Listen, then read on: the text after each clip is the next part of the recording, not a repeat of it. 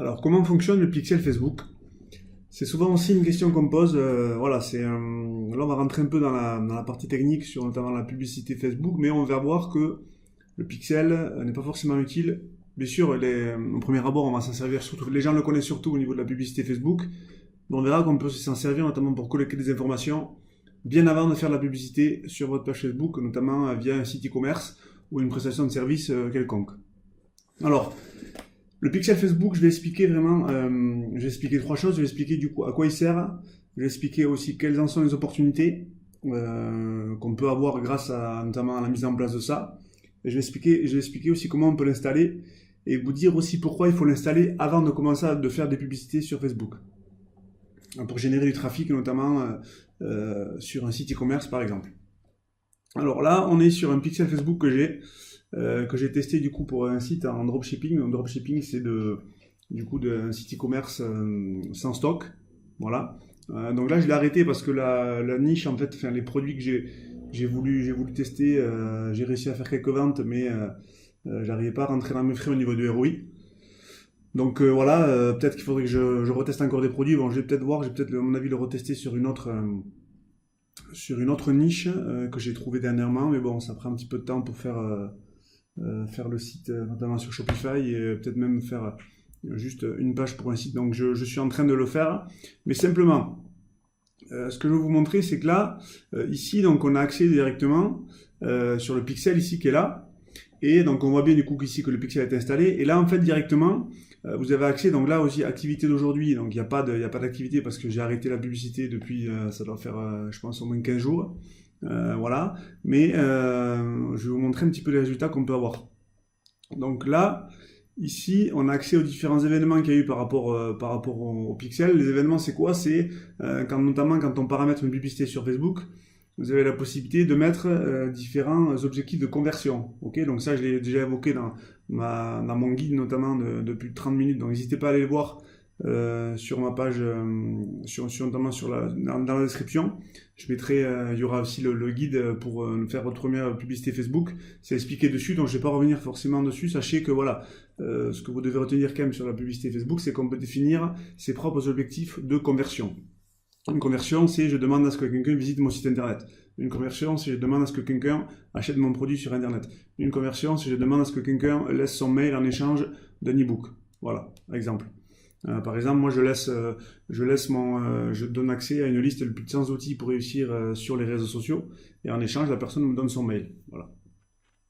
Alors, du coup, à quoi sert le pixel Facebook? Alors, le pixel Facebook, il sert à détecter tout ce que font les gens, notamment tout ce que font les gens comme action depuis Facebook. Voilà. Alors, faut bien avoir conscience de ça. Le pixel, c'est un bout de code. J'expliquerai à la fin de la vidéo comment on fait pour l'installer. Mais ça permet du coup de savoir directement tout le trafic que vous amenez grâce à Facebook et tout ce que fait ce trafic. Voilà. Donc, on peut arriver à savoir d'où viennent les gens. On peut arriver à savoir comment ces gens ont acheté, et on peut savoir du coup à mesurer le ROI. Alors là, vous voyez par exemple sur mon pixel du coup sur un site e-commerce, on voit du coup que là il y a plusieurs directement, vu qu'en fait je l'ai installé, je vais montrer après comment on fait pour l'installer, mais directement je l'ai installé et en fait Facebook détecte automatiquement où vont les gens.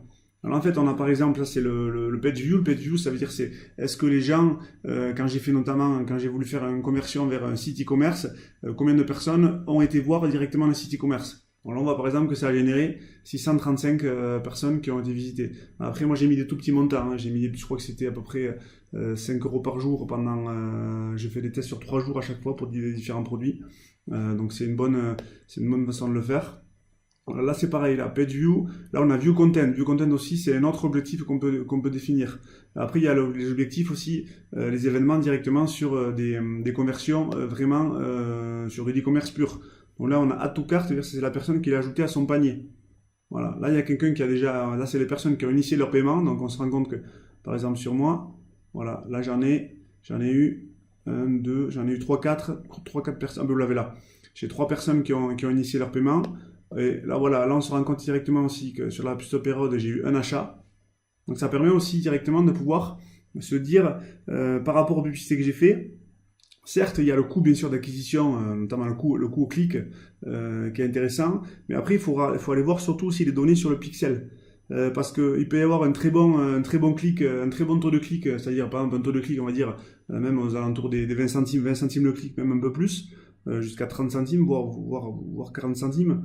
Mais s'il y a aucun ajout par exemple au panier, s'il n'y a aucun paiement initié, ça veut peut-être dire que le produit ou la prestation, ou peut-être que la promesse faite par rapport à ce que vous vendez, est peut-être pas forcément assez importante. Donc il faut vraiment aller voir les informations qu'il y a sur le pixel. Donc ça, c'est tout ce qu'on peut voir sur le pixel. Voilà, donc il y a beaucoup de choses qu'on peut voir. Et là, vous avez un récapitulatif directement ici. Voilà. Alors, ça, c'est pour expliquer vraiment à quoi sert le pixel. Voilà. Le pixel, ce qu'il faut retenir, c'est que ça permet de pouvoir collecter directement tout ce que font les gens grâce notamment au trafic que vous allez envoyer depuis Facebook. Ok, via notamment la publicité. Donc ça, c'est super important. Quelles sont les opportunités du pixel? Les opportunités, c'est de pouvoir justement, de façon beaucoup plus fine, savoir ce que font les gens depuis notamment la publicité Facebook. Ok, et surtout de mesurer le ROI. Voilà, là vous avez vu, par exemple, ici donc on se rend compte que j'ai par exemple un achat, donc je me souviens plus le montant auquel je vendais ce produit-là par exemple, mais typiquement dans la publicité Facebook, après là on est vraiment sur le pixel, c'est-à-dire on est dans la partie du coup vraiment le business manager de Facebook, c'est-à-dire la partie en noir. Mais après directement ici, moi, je peux aller sur la partie publicité. Ici, soit le Power Editor, si j'ai plein de campagnes en cours, et la partie gestionnaire de publicité, c'est là où vous allez le plus pouvoir affiner vraiment voir les résultats. Au niveau des colonnes, ça serait un petit peu mieux. Donc, ça permet justement voilà de savoir vraiment ce que font les gens, et je peux mesurer les ROI. Voilà, donc par exemple, là sur ce produit-là, je crois que j'avais fait à peu près, c'est-à-dire que Facebook va me dire, il va me déclencher le pixel dès que la personne du coup a fait un achat, et il va me dire du coup voilà, la personne a fait cet achat par exemple à 30 euros, et pour ces 30 euros, tu as dépensé 5 euros de publicité. Donc après, je peux calculer directement mon ROI. Et après, le gros point fort aussi que je peux faire, c'est que quand ma publicité du coup elle fonctionne et que j'ai un bon alignement au niveau du coup de ma campagne, de mon ensemble de publicité avec les ciblages et tout ça, et après ensuite de la publicité en elle-même, c'est-à-dire l'accroche texte et les photos que je vais mettre, je peux scaler. Je peux scaler, c'est-à-dire que si ça fonctionne, si j'ai un bon retour sur investissement qui est positif, je peux lui dire que j'augmente de 20%, je peux dire que j'augmente de 40%, et je vois après en fonction des résultats.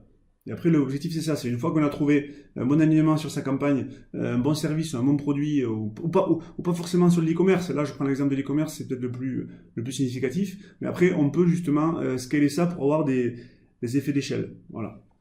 Donc ça, c'est vraiment les opportunités du pixel. Voilà. Et c'est surtout aussi important de l'installer dès qu'on commence à avoir une page Facebook. Ok, ne commencez pas à l'installer dès que vous allez faire des publicités. Pourquoi? Parce que le pixel, en fait, il va déjà commencer à détecter les gens qui vont sur votre site internet depuis votre page Facebook. Voilà. Vous pouvez très bien aussi avoir du trafic gratuit, il ne faut pas s'en priver, même si c'est... Vous avez vu dernièrement aussi sur Facebook, c'est de plus en plus peut-être délicat pour les pages entreprises, certainement qui vont réduire encore plus la portée, le reach par rapport à ça. Mais il faut l'installer avant. Comme ça, Facebook aussi après pourra vous faire des audiences. C'est-à-dire que Facebook, après, grâce au pixel, il va vous dire s'il y a 1000 personnes qui ont visité votre site internet, la page d'accueil, vous allez pouvoir les recibler notamment via le retargeting. Voilà. Donc ça, il y a un très bon exemple. Vous allez notamment vous allez sur Amazon, vous allez voir un produit d'Amazon, vous allez voir comme par hasard après, si vous allez sur Facebook, ce produit-là, il va vous être reproposé en publicité. Donc ça, c'est le retargeting. Donc ça, c'est grâce au pixel Facebook. C'est-à-dire que le pixel, il a détecté, c'est comme un petit mouchard, il a détecté que vous êtes allé voir le site internet en question, et il vous a classé dans une audience directement dans la partie Facebook, le Business Manager. Et après, c'est vous qui pouvez décider de l'utiliser ou pas, notamment grâce à la publicité. Ok, donc ça c'est très important par rapport à ça sur le pixel. Alors pour l'installer, c'est assez simple. Si vous êtes sur WordPress, sur différents CMS type Shopify, PrestaShop, c'est vraiment facile à mettre en place. Vous tapez installation pixel, c'est très facile. Il y a juste un bout de code à taper sur le site internet. Après, si on fait son propre site internet en développement pur, bon là il faut ajouter en fait le code du pixel tout en haut de chaque page de votre site internet. Voilà. Donc c'est pas un travail non plus, je pense, qui est énorme, mais c'est pas automatique, comme notamment moi sur Shopify par exemple, il s'est installé directement. Je l'ai installé dans les paramètres de Shopify et il s'est mis sur l'ensemble du site internet. Donc c'est quand même un gain de temps qui est non négligeable, et surtout, ça permet aussi voilà, de se concentrer vraiment sur la partie technique, publicité, et pas forcément de passer trop de temps sur la partie développement du site internet, même si ça peut prendre aussi quand même du temps. Donc vraiment, voilà, installez-le dès le début. Il permet vraiment de savoir ce qui se dit, ce qui se fait notamment au niveau des visiteurs. C'est comme un peu Google Analytics, c'est un peu la même chose, sauf que là c'est vraiment dédié vraiment à la publicité Facebook. Et le pixel, il faut l'installer aussi dès le début. Pourquoi? Parce que le pixel, en fait, plus il va avoir d'informations, plus il va avoir de personnes qu'il va pouvoir collecter, plus il va pouvoir affiner aussi par rapport après la connaissance de votre avatar client. Voilà. Et après, il y a un autre step aussi grâce au pixel, c'est que Facebook maintenant vous propose aussi de faire des audiences similaires. C'est-à-dire qu'en fait, ça c'est pas la première étape, c'est souvent la deuxième, voire la troisième, mais je vous en parle quand même. On appelle ça les audiences lookalike. En fait, ça permet de dire, voilà, si par exemple j'ai 5000 personnes qui ont acheté mon produit ou qui ont visité mon site internet ce mois-ci, je vais demander à Facebook de me faire une audience similaire qui peut aller de 1 jusqu'à 10% des personnes ressemblant à mon audience cible. Voilà, donc imaginez-vous un peu la puissance aussi de la machine de guerre. C'est pour ça que je dis que Facebook c'est une machine de guerre pour moi. Donc on peut directement aussi arriver à refaire des audiences grâce aux gens qui sont déjà susceptibles ou qui ont déjà acheté mes produits. Et ça c'est grâce au pixel. Ok, d'accord? Ça c'est quelque chose qu'on ne pourra pas forcément faire sans le pixel. Voilà, on pourra bien sûr créer des audiences similaires, mais l'intérêt du pixel, c'est que vraiment, il aura une connaissance vraiment approfondie des gens qui vont sur votre site internet, des gens qui ont acheté votre produit, des gens qui vont faire appel à vous pour vos différentes prestations.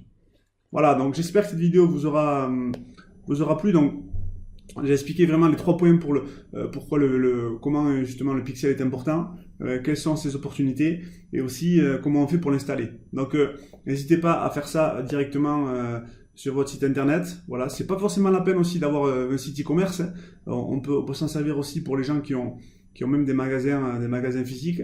Voilà, donc j'espère que cette vidéo vous aura plu. N'hésitez pas à me poser des questions en commentaire si vous avez des interrogations par rapport à ça. Et on se retrouve bientôt pour une nouvelle vidéo consacrée aux réseaux sociaux. Salut, ciao!